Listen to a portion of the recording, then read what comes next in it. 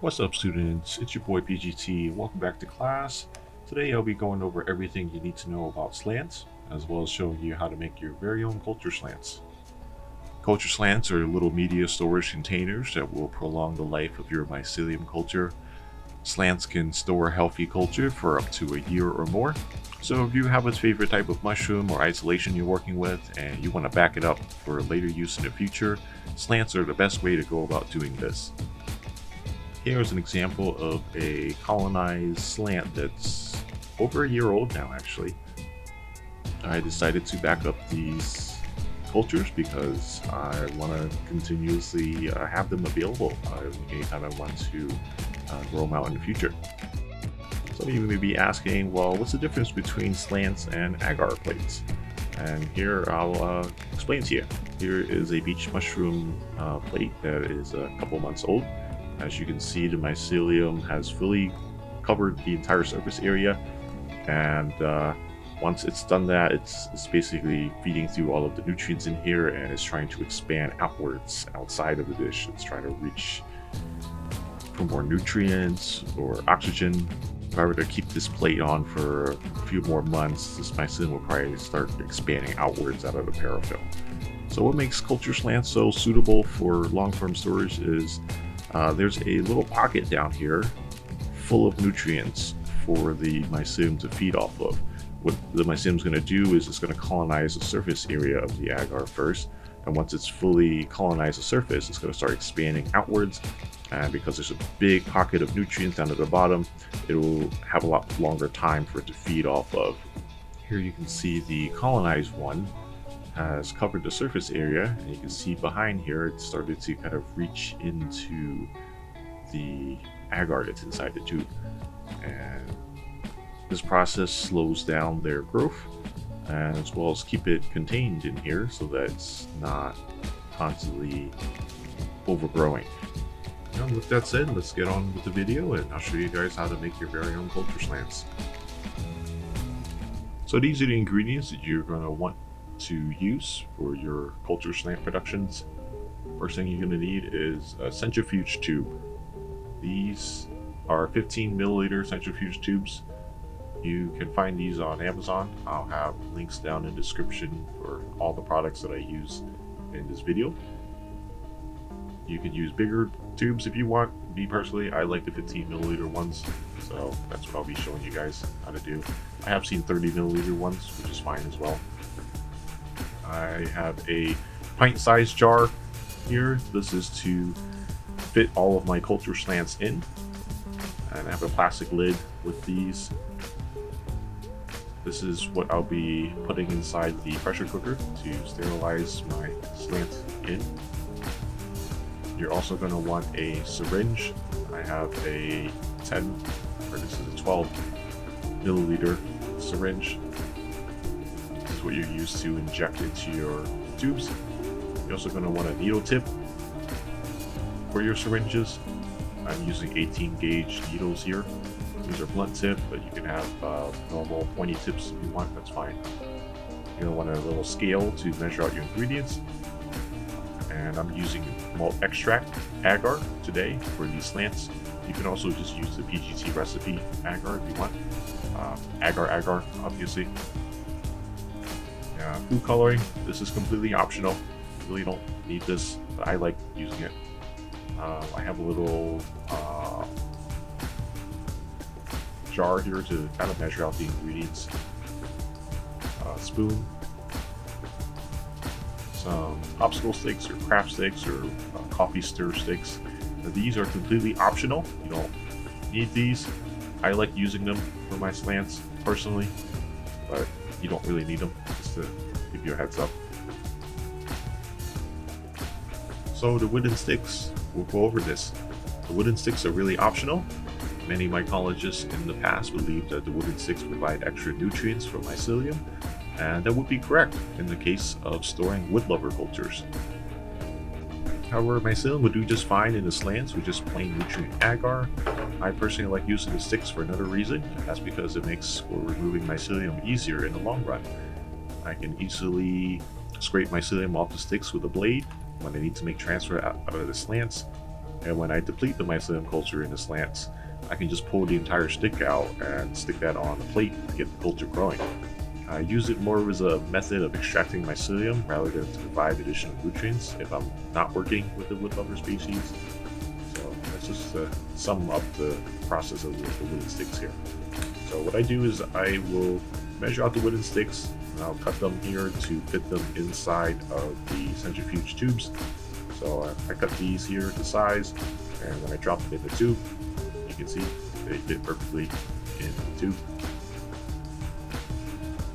Now in the case of prepping these wooden sticks for the tubes, the original method that most people do is they will take these wooden tubes and they will boil them just to hydrate them a little bit before they add them into the agar. And that's kind of what I'll be going over and showing you guys how to do today. So I am prepping for 24 culture slants. So I got 12 sticks I'll be cutting in half here, and that'll be enough to fill up these 24 culture slants.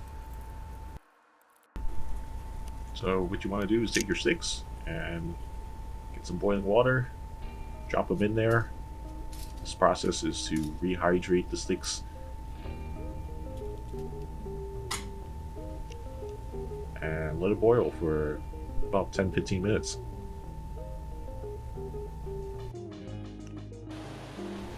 Alright, now while the sticks are boiling, I'm going to go ahead and prep the agar I need for today. Now I'm using these half pint jars here. They fill up to about 150 milliliters of liquid. You can see the line here. So doing the math, for each slant, I want to fill up about 6 milliliters of agar into each slant. And with 24 slants total, I need about 144 milliliters of agar. So the entire half pint jar is pretty much the amount of liquid I would need for filling up all of my slants. And the agar recipe I'm working off of consists of 15 grams of malt extract with 10 grams of agar to 500 milliliters of water. Since we're only going to need about 144 milliliters of water, we're going to just divide this up. For the recipe here, I'm going to need about 4.3 grams of malt extract, 2.8 grams of agar, and that'll be enough for 144 milliliters of solution here.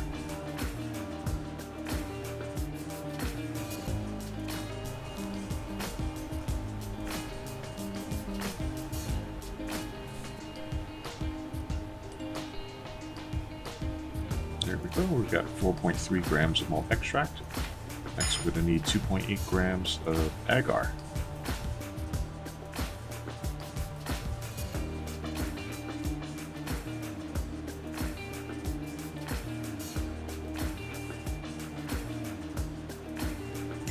We've got 2.8 grams of agar added in.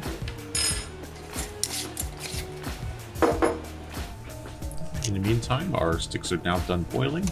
Go ahead and take them off the stove, and what we're going to do is drain water out. And once you drain the water out, you bring them over, and we're going to go ahead and start prepping our culture slants. So what you want to do is just add the boiled sticks into each culture slant. Once all your slants are filled up, I'm going to go ahead and add 150 milliliters of boiling water to my agar mixture here. You want hot water here, or boiling water. It'll make the agar mixture much easier to stir and dissolve.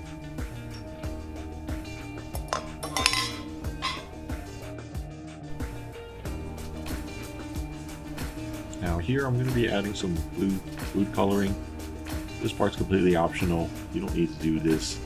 I realized afterwards that after I pressure cooked them, I noticed the evaporation caused some of the blue liquid to kind of come out into the jars and kind of created a little bit of a minor mess in the process. So going forward, I'm probably not going to be using food coloring anymore, but that's just a quick little lesson learned here from my experience. Take it from me, you don't need food coloring. I just wanted to make it look pretty, that's all.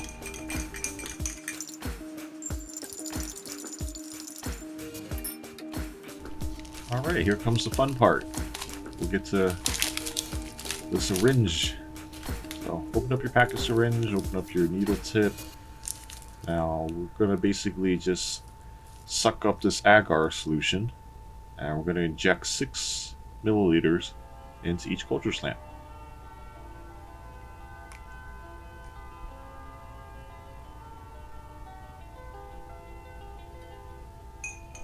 I'm just going to stir this solution up a little bit more just to get everything all evenly mixed up. And we'll load up our syringe.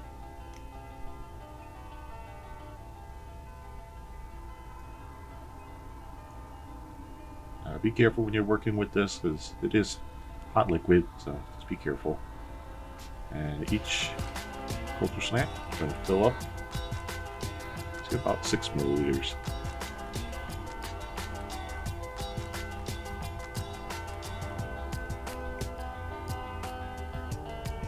And we'll put the cap on.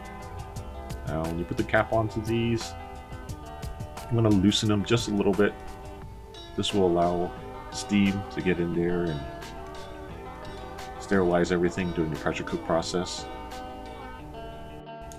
Now I'm going to go ahead and speed things up a little bit. I'm going to fill up the rest of these culture slants and we'll be right back. One thing I forgot to mention is I went ahead and added a little bit of water into each jar here at the bottom. You just want just a little bit of water. You don't want it to surpass the agar line. You just want it to fill up just a little bit. This water is going to help to add steam in here, and that'll help to steam sterilize the agar in the pressure cook process. Now what I'll do is I'll go through and just double check all of my culture slants and make sure that the caps on them is just slightly loose. This will allow the steam to enter into the slants, and that's what's going to be sterilizing our agar solution in here. So I'll go ahead and make sure all of my caps are all set, and we'll move on to the next part. Now we have our jars filled up. What you want to do is just keep the lids a little bit loose on top of these jars. This is also another process that allows steam to enter into the jars. So we're kind of double steaming our agar. We've got steam coming in from the pressure cooker water, and we got steam coming from the little water that's inside of the jars. So a little bit of an overkill maybe, but I like to be safe than sorry. So that's why I do this. Now we're going to go ahead and pressure cook for 25 minutes at 15 psi. After 25 minutes up, we'll turn off the heat and we'll let this depressurize on its own. It'll probably take maybe half an hour or so to depressurize on its own. But once it is, you're going to go ahead and open them up and take out your jars. It's going to be very hot, so be very careful. Use some gloves and protect yourselves. We do want to handle these while they're still hot, because once the agar cools down, it's going to solidify. So we're going to have to work pretty quick here. So once I take these out, I'll go ahead and seal up the jar. I'll tighten up the lids here. This is just to kind of help reduce any chance of contamination from getting in, because these are sterilized at the moment. Alright, so our final step is we're going to take our sterilized jars into our workspace. Working in front of a laminar flow hood, you can do the same process in a steel air box. It's totally the same. So I'm going to take some sterile measures here. I'm going to sanitize everything down with 70% isopropyl alcohol, make sure everything is clean in our workspace. Now here I'm using a little paper towel, and I like to keep this paper towel, I spray it down with isopropyl alcohol. This is my clean paper towel. We use this to wipe down anything that I feel that might need to be sterilized. So with the final process, we're going to go ahead and remove our culture slants from the jar. As you can see, I mentioned earlier about the food coloring. The dye got into the water inside of the jar here, and it kind of stained some of the culture slants. So I'm going to wipe down the excess dye on the outside of the culture slants with the isopropyl alcohol towel. But what you want to do is go ahead and remove your culture slants from the jar. What I'm going to do is tighten up the lids on the culture slants, just to ensure that nothing gets in there and that everything is sterile. And once I remove them out, we're going to go ahead and rest them on top of a tray of some sort.